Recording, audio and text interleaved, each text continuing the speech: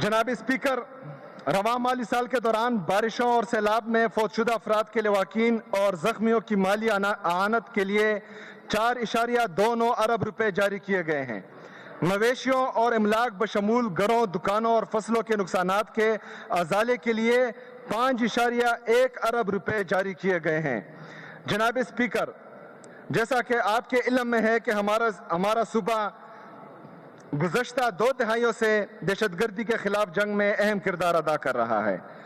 یہاں ہونے والے فوجی آپریشنز کی وجہ سے ہمارے صوبے بالخصوص ضم شدہ اور دیگر اضلاع کے عوام وقتاً فوقتاً اپنا گھر بار چھوڑنے پر مجبور ہوئے۔ رواں سال بھی موسم سرما میں ہونے والے آپریشن کے دوران صوبائی حکومت کو بے گھر افراد کی مناسب دیکھ بھال اور انتظامات میں سخت مشکلات کا سامنا کرنا پڑا۔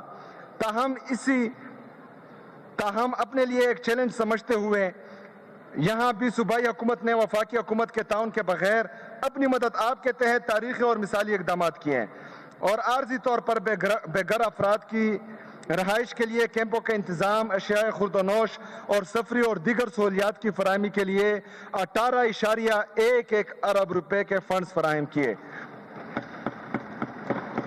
جناب اسپیکر، سماجی بہبود کے شعبے کی بات کریں تو گزشتہ مالی سال کے دوران صوبائی حکومت نے رمضان پیکج کے تحت 10 ارب روپے کے فنڈز فراہم کیے، جس سے 10,000 روپے فی خاندان کے حساب سے 10,16,394 خاندان مستفید ہوئے۔ اسی طرح رواں مالی سال کے دوران بھی صوبائی حکومت نے ماہ رمضان المبارک میں صوبے کے غریب اور نادار لوگوں کی مالی اعانت کے جذبے کے تحت 13.57 ارب روپے فراہم کیے، جس سے فی خاندان 12,500 روپے کے حساب سے 10,34,373 خاندان مستفید ہوئے۔ جناب اسپیکر، ہر سال کی طرح اس سال بھی امن و امان کا قیام حکومت خیبر پختونخوا کی اہم ترجیح رہا۔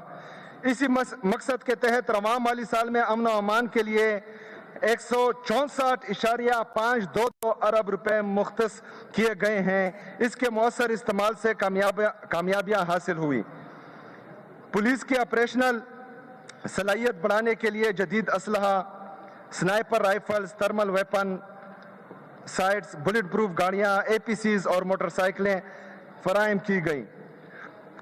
بندوبستی اور ضم شدہ اضلاع میں thermal binoculars, surveillance drones, anti drone guns اور جیمرز کی فراہمی سے سیکیورٹی نظام مزید مضبوط بنایا گیا۔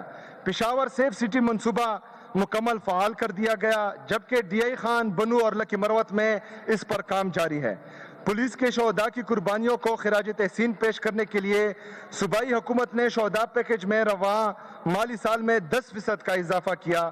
اس سال اب تک 151 شہداء اور 155 زخمیوں کے لیے مجموعی طور پر 1.63 ارب روپے جاری کیے جا چکے ہیں۔ جناب اسپیکر، حکومت خیبر پختونخوا مضبوط انفراسٹرکچر کو معاشی ترقی، روزگار اور خوشحالی کی بنیاد سمجھتی ہے۔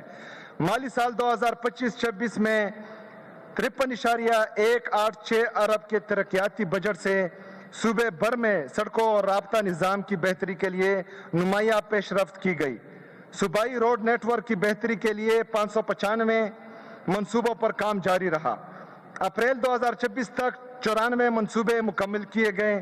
صوبے بھر میں ریکارڈ 1,218 کلومیٹر سڑکوں کی تعمیر اور بحالی مکمل کی گئی۔ جناب اسپیکر، حکومت خیبر پختونخوا بین المذاہب ہم آہنگی کے فروغ کو معاشرے کا اہم ستون سمجھتی ہے۔ آئین پاکستان کی روشنی میں اقلیتوں کے حقوق کا تحفظ ہماری حکومت کی اہم ترجیحات میں شامل ہیں۔ اسی ویژن کے تحت حکومت نے صوبے بھر میں اقلیتوں کی عبادت گاہوں کی تزئین و آرائش اور بحالی پر 99.4 ملین روپے خرچ کیے۔